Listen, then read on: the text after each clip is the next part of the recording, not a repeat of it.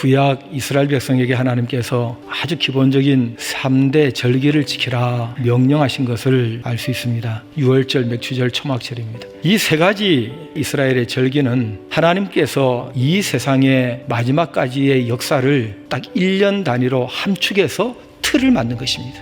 오늘 우리가 읽은 본문은 두 번째 절기인 맥추절, 이 오순절에 성령이 오셨다 하는 것입니다. 근데 왜 하필이면 성령님이 오실 때에 오순절이라는 유대인의 절기에 오셨을까? 그것은 이런 의미가 있습니다. 이스라엘 백성들이 출애굽해서 홍해도 건너고 한 50일쯤 됐을 때에 하나님께서 시내산에 강림하십니다. 하늘의 하나님이 우리 가운데 계시고 우리가 하나님의 백성이 되고 그리고 하나님이 어떻게 살아라는 말씀까지 우리에게 율법으로 주셨다. 그날이 50일째 되는 즈음에 있었던 일입니다. 그리고 40년이 흘러서 첫 열매 보리추수를 하고 이제는 하나님이 우리를 당신의 나라 당신의 백성으로 보장해 주신다 하는 것을 약속해 주시고 인치시고 보증해 주시는 그런 사건이 바로 이 오순절에 일어납니다. 유대인들은 이 절기를 알거든요. 바로 맥추절 오순절에 무슨 일이 일어난지를 알거든요. 성령이 오셔야 된다면 이 오순절에 오시는 것이 논리적으로 맞는 거예요. 말씀대로 모여서 성령을 기다리고 있는데 오순절이 되자 성령께서 오셨습니다. 온 방 안에 갑자기 급하고 강한 바람 소리가 들리더니 불의 혀같이 갈라지는 것이 각 사람 머리 위에 있더니 저에게 다 성령의 충만을 받고 성령이 말하게 하심을 따라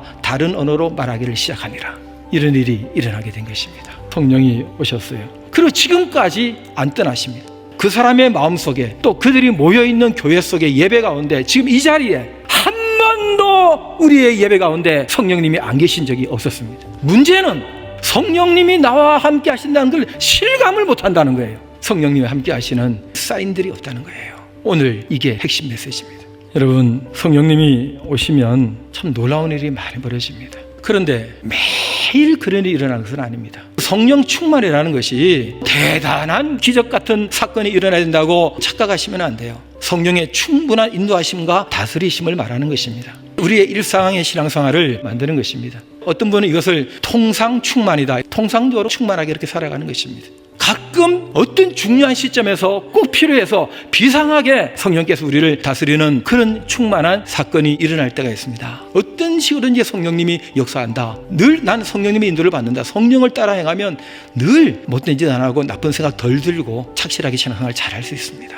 예수님 닮아갈 수 있습니다. 습관적인 죄들 싫어져서 끊어버리고 사람이 사랑스럽고 예배에 감격이 있고 자신감이 생기고 걱정이 안 되고 전에는 어렵게만 생각되던 것들이 해볼만 하다 하는 자신감이 생기고 용기가 생기고 성령님이 함께 하시면 이런 것들이 일어납니다.